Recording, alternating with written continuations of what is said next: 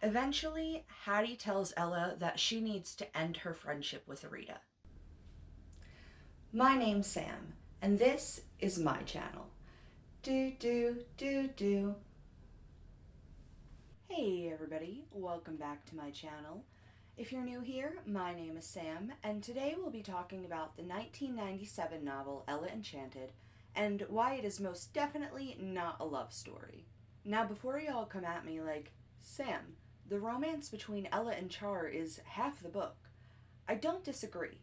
There is a really cute romantic plot going on that does take up at least half of the book, but that's not really the point of the novel. So let me give you a quick rundown of the plot and why Ella Enchanted is so much more than a princess love story.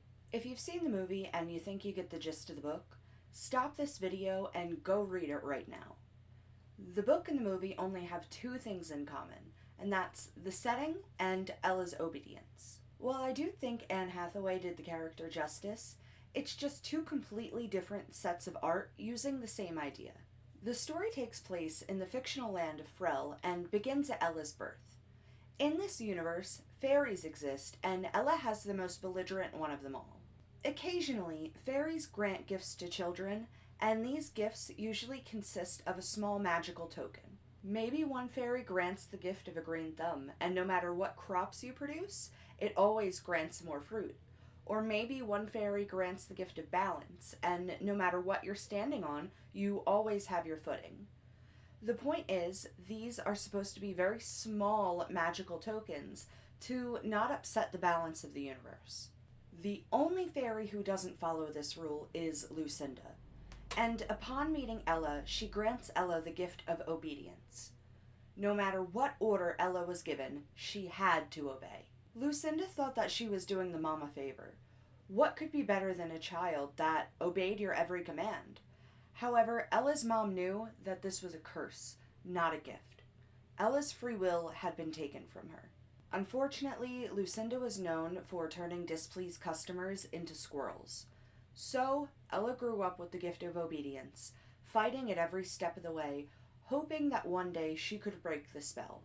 One day, Ella and her mother get very sick, and while Ella gets better, her mother does not, leaving her with Sir Peter, Ella's gruff traveling tradesman of a father.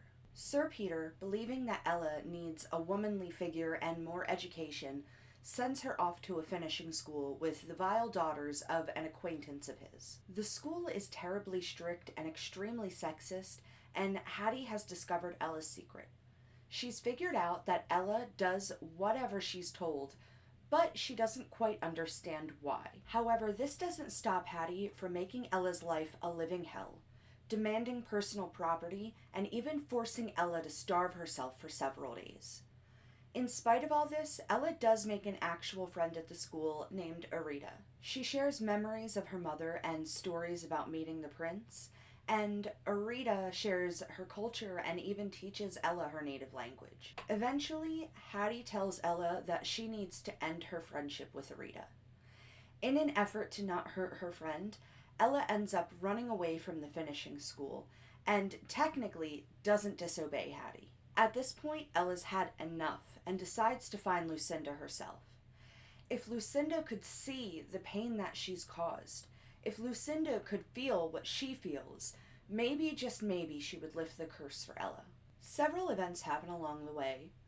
Ella runs into Char ogre hunting and even spends a night in the forest with the gnomes.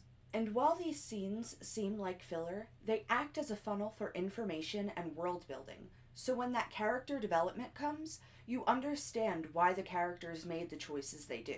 But I'll touch on that in a bit. So, Ella travels the countryside to crash a giant's wedding because she has some knowledge that Lucinda might be there. And she is, but so is Sir Peter. When Ella does finally confront Lucinda about everything, she tells Ella to be grateful for the gift of obedience she's given her. Because of Ella's obedience, she actually took that as a command.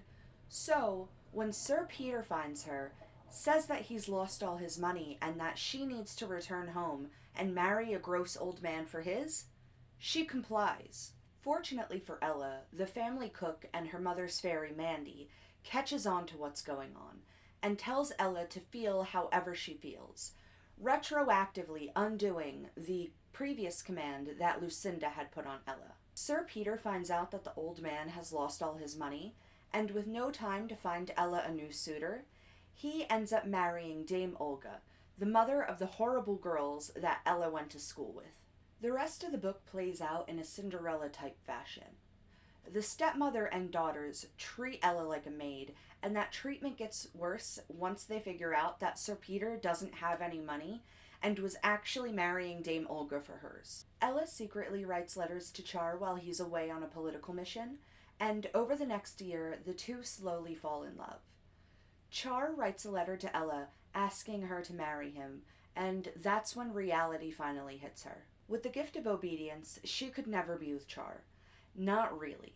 Not only would he always be at risk, but so would everybody in the entire kingdom. It would only take one whispered command in Ella's ear for her to raise the entire country. So, Ella writes a letter to Char pretending to be Hattie, and Hattie tells Char that Ella has run away with an old man to marry him for his money, and that Char should not write or look for her. Mandy is heartbroken for Ella and tries to pull something out of her sleeve. She summons Lucinda, scolding her, and tells her that if her gifts are so great and being a squirrel isn't that bad, then why doesn't she try it? Maybe she needs a taste of her own medicine. And so Lucinda does. And when she returns, she genuinely realizes that the trouble she's caused for so many people, but tells Ella the only way to break the curse is by doing it herself. A desolate Char returns home, and his father holds 3 balls in order to find him a wife. The occasion is too tempting, so Ella disguises herself and tries to see the prince one last time. Char falls in love with her all over again, and when he discovers it's Ella, he chases her home, demanding answers and professing his love to her right in front of her stepfamily. Hattie and Olga, knowing of Ella's curse, see this as the perfect opportunity to scam their way into the royal family. If Ella marries Char and Hattie can control Ella, they can literally have whatever they wanted. So Hattie and Olga try using Ella's obedience to force her to marry the prince. And this is when Ella's curse is broken, and this is exactly why Ella Enchanted is not a love story. Ella's curse was broken, not because of a love for a boy, but because of a love for the world. Ella Enchanted might be framed as a love story, but from the first page, it was so much more. We are introduced to a girl that's at odds with the world from birth, fighting everybody and everything since her first breath. We watch a girl that empathizes with the misunderstood creatures that have no voice. This curse could have made Ella bitter and cruel, but instead she became a caring and compassionate young woman. In the movie, they chose to portray this by having Ella be one of the few women that's not really into Char. And it kind of feels like a I'm not like other girls situation, and I really don't care for it. In the book, it was never a question of if she liked Char. It was a cute, simple, naturally occurring romance. I'm all for an enemies to lovers storyline, but doing it in Ella Enchanted defeated the purpose of the book. Introducing this plotline in the movie feels icky because of the way they portrayed Char. In the book, they could form a romance because they could have actual conversations. Ella was basically a civil rights activist in her country, and Char listened to and encouraged her ideas. Mainly, Char wasn't an asshole. The bigger picture here was that Ella loved the country and Char did too. And together they could have helped so many people. That's why their love feels so natural.